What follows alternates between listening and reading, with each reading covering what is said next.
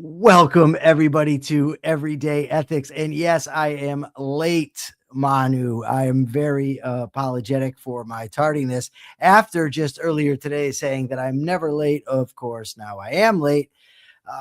Unfortunately, I was doing a great interview for my show, The Rational Egoist, and it took me a little bit over. And so I apologize for my lateness, but I do appreciate, and you can see the egoist through my headphones because I did not even have a chance to put up my banner because I wanted to be here on time. So we had an article today, and I really hope that some of you have had a chance to read it. I thought it was a pretty good article. Well, I shouldn't say that. I thought it was interesting, and I thought it was worthy of discussion. The article is called A Right and Wrong in the Real World. It just as a friendly reminder, we do have super chats and super stickers here, and they are always greatly appreciated. So this is episode 25. So that's kind of a landmark or a milestone, whatever you want to put it. And I entitled it Moral Dilemmas with a question mark. Now, the article is more than about just moral dilemmas, but that's what stuck out to me because I find that oftentimes what people hold to be moral dilemmas are not actually moral dilemmas. What they actually are situations where their emotions are pushing them one way, but they know the right thing to do. That's not really a moral dilemma. That's a dilemma of will where one has to choose to do the right thing. Let me do something real quickly and just share this to Mark Pellegrino and hope that he in turn will share it with his audience, which of course is much larger than mine. Mark being, of course, a movie star and me being a lowly podcaster. Not lonely. I'm not lonely. So there was a lot of things, and the whole idea. Hey, Danny. So the article starts with the author of the article relaying a story about a student coming to him and asking him about affirmative action and how, given that affirmative action is the correct policy, shouldn't then that person tolerate disrespect from a friend who would be covered under affirmative action in the business world because that person, you don't want to be racist. Thank you, Daniel, right off the bat with a super sticker. Awesome. 99 cents. Highly appreciated. And so the author of the article seems to indicate that there's a conflict here, that the two are different, but they're really not, because the bottom line is affirmative action relies on force, the force of the government. That type of force is unethical, both in relation to the government and to your personal business. So right off the bat, the author kind of rubs me the wrong way with his example. So he says, what is everyday ethics? And these are some of the examples he gives. The ATM spits out an extra $100 in your favor. Keep the money or your mouth shut. That's not an ethical dilemma. It's clear. It's not my money. I'm giving it back. Whether I think it can benefit me in the short run or not, it's not my money. I'm giving it back. At a restaurant, you notice your friend's wife engaged in some serious flirting with another man. Do you tell your friend and possibly ruin his marriage, or mind your business? Well, that's going to require a lot more context than what we have here. What is my relationship with the friend? What is my relationship with the wife? What is their relationship? Is flirting appropriate? What does serious flirting mean? I mean, is he actually trying to take this person home with him? Or is he just, being overtly flirtatious because he likes to flirt, kind of like I do? And so that I wouldn't even consider an ethical dilemma. I consider it an example he's giving without the appropriate context. You can avail yourself of free wireless connection by accessing the account of your next door neighbor. Silly not to? Well, no, it's not silly not to. You don't have your neighbor's permission. If you have your neighbor's permission, then of course you can do it. But if you don't, then no, it's not yours. It's not your property. You're not paying for it. your colleague is forever taking credit for your and other people's work. Is it okay to exact a little revenge and for once take credit for her labors? No. The ethical thing to, again, not an ethical dilemma, the ethical thing to do would be to call the person out. Confront the person for taking credit for your work. You don't turn around and do the same thing. That's not an ethical dilemma. Your friend is on her way out the door for a significant date and asks whether you like her blouse. Do you tell her the truth? It's hideous. Yes. Yes. I would tell her it's hideous. And the author goes on later on to imply that it would be compassionate to not tell the truth. How is it compassionate to allow my friend who's asking for my opinion to go out and look ridiculous? How would that be compassion? That just seems so absurd to me. So the author says we face choices like these daily, morally laden quandaries. They're not quandaries that demand direct and immediate decisions. Unlike moral issues that dominate our legal conversation, our dinner conversations about abortion, preemptive war, raising the minimum wage, about which we do little more than pontificate, the problems of everyday ethics call for our own resolutions. This is true. That's why I have this show, Everyday Ethics, so that we can discuss what to do in our daily lives. But the fact of the matter, and I apologize for the rational egoist, for those of you who do not know, that is because I was in a hurry. I just did the rational egoist, so I don't have my curtain up. But the bottom line is that most of the things that they're talking about are not ethical quandaries. They're not dilemmas. They're just where the right thing to do goes against what we may happen to want in the moment. And he says, for example, in answering the questions above, do you have a quick, intuitive response about what is proper? Or do you consider broader moral principles and then derive a solution? It's not an intuitive response. It's a reasoned response that comes very quickly when reference to broader moral principles. So he presents a false possibility here, or a false dilemma, or a false dichotomy between having a quick answer and having moral principles. When your moral principles become automatized, you can often make quick decisions. Sometimes you can't. But in whether to steal or not, I mean, it's easy.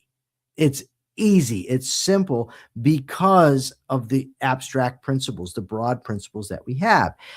He talks about the history of philosophy and the various moral theories. He gets into deontological ethics, utilitarianism. Interesting that he does not mention egoism, but I'm going to sort of move beyond that. He says, embracing the moral importance of these ordinary dilemmas, some ethicists have posited a bottom-up perspective of ethical decision-making that places these ordinary, mundane human interactions at the very heart of moral philosophy. Well, they should be. But then it goes on to this. So the demand, he talks about the demand for impartiality, meaning that we can't value one person more than another person. Why the hell not? Why are my own personal values and the people that are important to me, why do I have to be impartial in regard to them? That's because the author accepts a bad moral framework. But not only that, he assumes that that moral framework is all there is, that there isn't an alternative morality. And he gives this this example, right? He says, well, he goes on to say, take, for example, the demand for impartiality, the notion common to many moral theories that we treat everyone the same. But of course we don't, nor should we. So he actually goes against what he says are the traditional theories. While assuming those theories, he then goes against it and says as much, that we should go against them. But why should we? He offers no criteria, no reasoning why we should go against that and be partial to our values. And he says, suppose you spend 3 hours at the bedside of your sick spouse and then declare, I would do the same for anyone. It's my moral duty. Don't expect your spouse to be delighted with your righteousness. Of course not. Why? But why would I think it's my moral duty to treat somebody or everybody, random people, as I treat my spouse? That would be the extreme immorality for me to elevate importance of somebody that I don't know to the same position of somebody that I love, that I care about, that I want, that I'm spending my life with. And he quotes this philosopher, Bernard Williams, that says, uh, no, he goes on to say, don't expect your spouse to be the light of your righteousness. But then he says, caring for a loved one because of a moral principle is, as the philosopher Bernard Williams says, one reason too many. What? So caring for my spouse because it's the right thing to do, it's the moral thing to do, is one reason too many? That I shouldn't care about the morality of my actions? The author, we're talking about everyday right and wrong, everyday ethics, but I shouldn't be concerned with ethics when it is that important as my sick spouse? I mean, this is why I think so many people don't want to hear about morality, or they just don't care. I mean, if it's my choice, my life or morality, I'm taking my life. Fortunately, my life is the standard of my morality. So I don't have to make that decision. But you see what they're saying here. Yes, the altruistic moralities are out there. Yes, utilitarian ethics are out there. They don't make an argument for why they're wrong. They're just saying that, well, in some cases, you ignore them. In everyday ethics, you can ignore them. You can actually ignore what's right and wrong in order to stay with your spouse. In my view, staying with your spouse is absolutely the moral thing to do, absolutely the right thing to do. And he then goes on to say, other philosophers are uneasy with moral ideal positive in mainstream theories.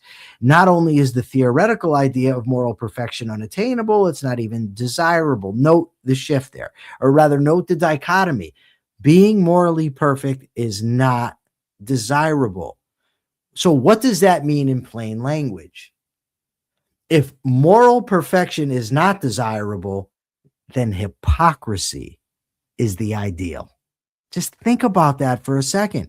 If moral perfection is not attainable nor desirable, then hypocrisy is the natural state. Hypocrisy is the ideal. Now, I want to tie that kind of back to our self-esteem. Remember, we talked about self-esteem, and part of self-esteem being respect for myself because I know I do what's right. But now you're telling me that I can't do what's right. I have to be a hypocrite.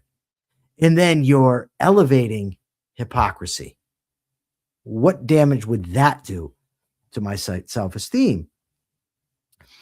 And then he says, after all, who wants to hang out and grab a beer with a moral saint? Me. Indeed, who wants to be the kind of person who never hangs out and has a beer because of more pressing moral tasks?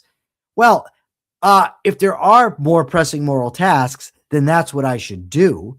But it's certainly not immoral for me to go have a beer. And if I'm going to go out and have a beer, I personally don't drink, but I want to do it with a moral person, not with a scumbag, not with a hypocrite. As philosopher Martha Nussbaum and others suggest, an observant novel will often be more instructive about our moral lives than an academic treatise. Okay, but that's irrelevant. That doesn't matter. Other critics note that typical academic moral arguments ignore the complexity and texture of our ordinary lives. Okay, so what? I'm concerned with the truth of the matter, not whether it comes from academia and not whether it comes from my everyday life, right? I want to know what is the right thing to do in my everyday existence. That's what I'm concerned with. That's what I would like to know. And then he says, if you don't appeal to moral theories when deciding problems of everyday ethics, how do we make these decisions?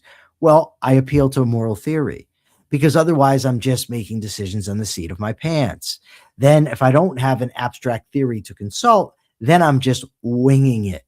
I don't care how else you want to put it, how you slice it. If you are not acting on principle, you are winging it. He says that the outside, we need to recognize and take seriously the difficulties inherent in these judgments. Why? Those judgments you gave us earlier are not difficult. There's no difficulties inherent in them. They're not difficult at all.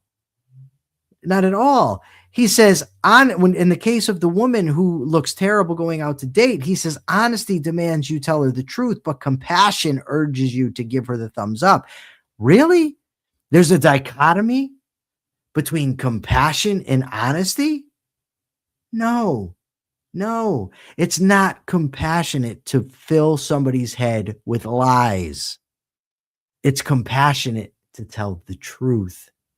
That's compassion.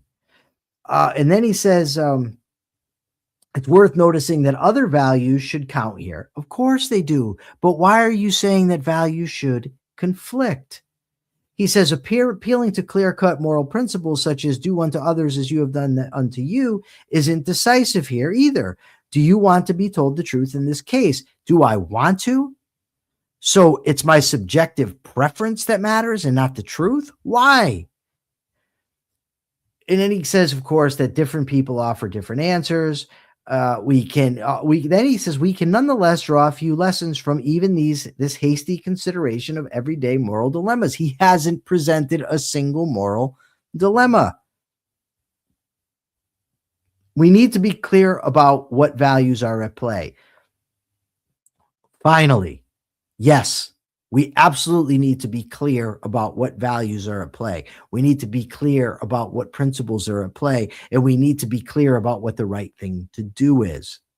The right thing is not to lie to somebody and make them think that they look good when they don't. It's not to tell somebody they're great at something that they aren't great at, so then that they go and make a fool of themselves.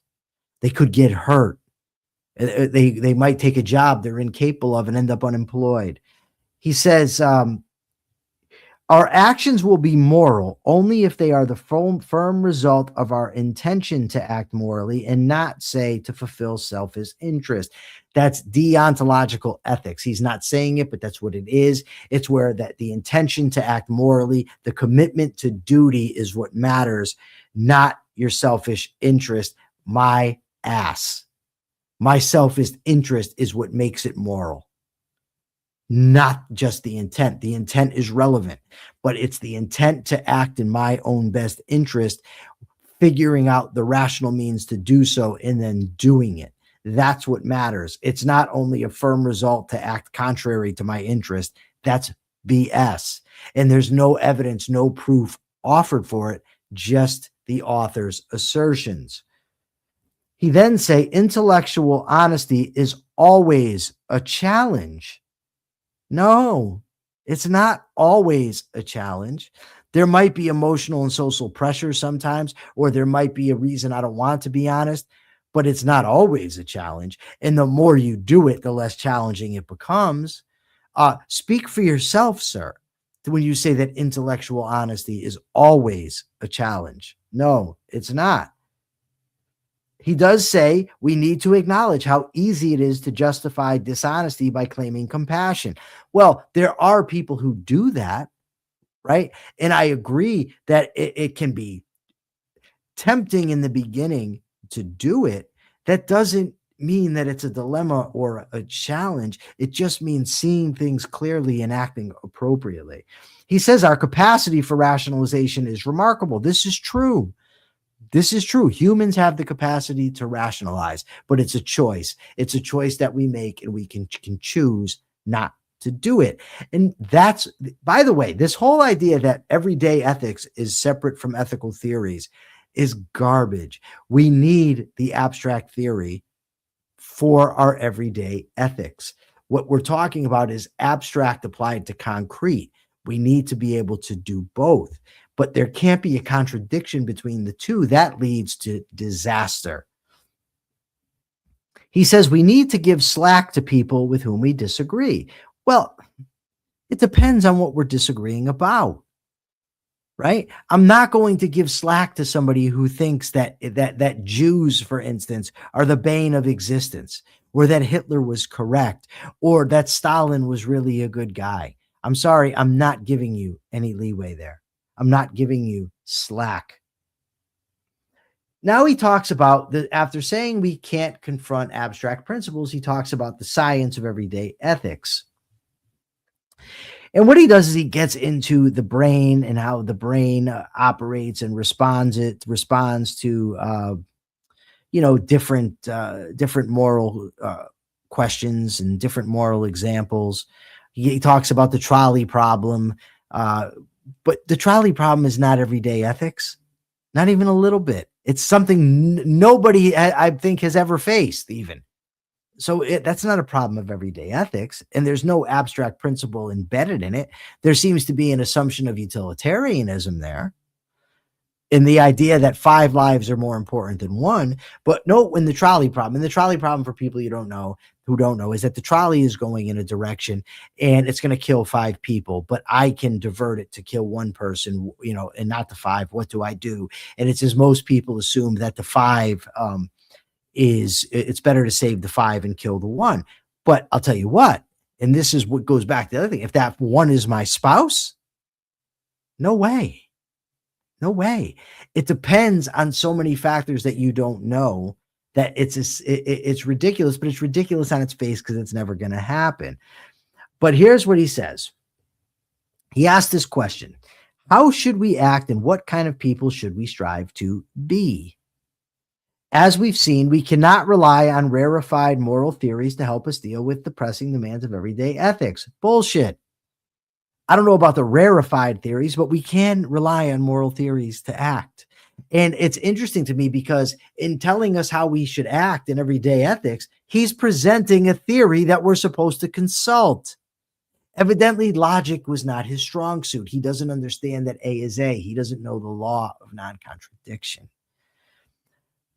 But what he says is, we have to confront the integrity of our character, of our whole, the integrity of our character, but integrity is loyalty to a moral code. It's loyalty to moral principles, which he's saying we can throw out. But now he's saying we need to consult that integrity. He goes on here to say our honed intuitions. No, our rational judgments. That's what we need to check. Our rational judgments, not intuitions, honed or otherwise. Our rational judgments. And then he says our developed sense of fairness and honesty.